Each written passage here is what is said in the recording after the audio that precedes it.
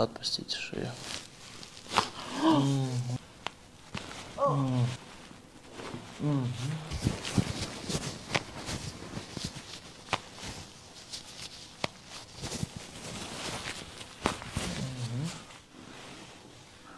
Расслабься. Даже мне страшно стало.